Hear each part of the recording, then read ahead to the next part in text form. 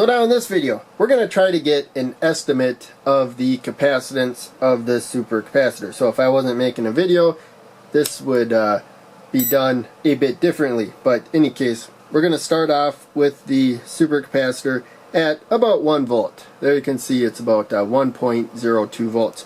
Now, this is one of these cheap supercapacitors here.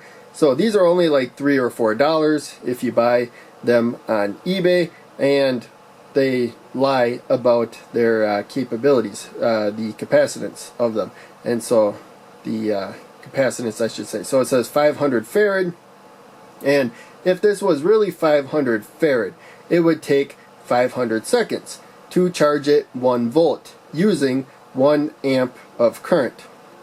And so they can only be charged to 2.7 volts. I have a different power supply holding the supercapacitor right now to, oh yeah, I showed you, about 1 volt right there. And that's because the other power supply does not mind short circuits. It limits current and provides the voltage as needed pretty much no matter what. This one shuts down when it thinks there's a short circuit. So capacitors look like short circuit. It has short circuit protection and it turns off. So it's on right now, but the display, it's on the display I should say, but the output power is off.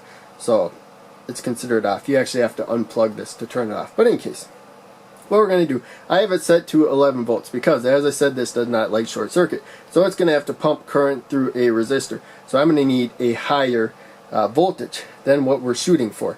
And also, as the supercapacitor gets close to the voltage you're going for, it starts limiting current a bit. So in any case, this is one of my better ones, and I have worse ones around here that did not do well at all. But I think maybe if I charge them up again, it will help the chemistry, and maybe they'll work better later on. But in any case, what we're going to do is take a look at the voltage there, cut the bench power supply. So now all that's going to power it is the power supply that you see here. And so there's no current going right now, as you can see there, and it's not discharging. It will discharge over time, maybe through the power supply, and also there's leakage. So what I'm going to do is get my finger ready there. I have an online stopwatch, so I'll also put the time on the screen here, but as soon as I press this button, I'm going to press the stopwatch, and there you can see we got basically 1 amp of current, and the stopwatch is going. It's been going like 6-7 seconds now, and it's behind me, but there you can see the voltage rise. So it was 1.02. we're going to go to 1.22, and then look at how many seconds that took. And so this is 1/5 of a volt that we're going to go up. So we can just take the time that we have and multiply it by 5. It should take about 5 times as long if we raise it by 5 times the voltage. So there you go. And it's not terribly slow, but not terribly fast either. And we are getting towards the end. But yeah, you can see we're still giving it 1 amp of current. That is the important thing.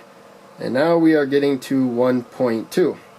So as soon as this gets close to 1.22, I am going to hit the button right there. So that took 1 minute 4 seconds. So that is 64 seconds. And we're going to turn this off. So that kept charging the supercapacitor.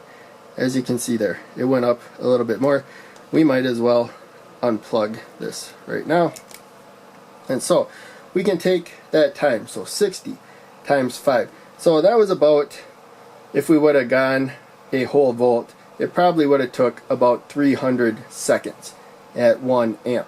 So we can estimate that this is actually a 300 farad supercapacitor. So of course it would have been better to go the whole second and whatnot and have a power supply that like short circuits better. We have that 5 ohm resistor, but we measured the voltage directly with the meter.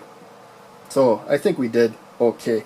But in any case, that's really how you get an estimate of their capacitance. So again, these are cheap. They don't hold their charge terribly long. So there's also some current leaking through them. That will make it a little longer for them to charge or whatnot.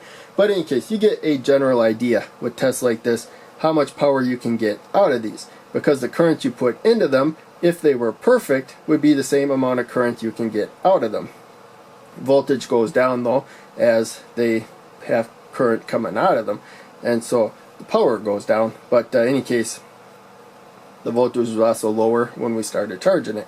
And it rose as we gave it more current. As it gives out current, it goes down. So as long as you are outputting 1 amp constantly, then it should discharge in a similar amount of time as it took to charge with 1 amp. If it was perfect, it would be exactly the same.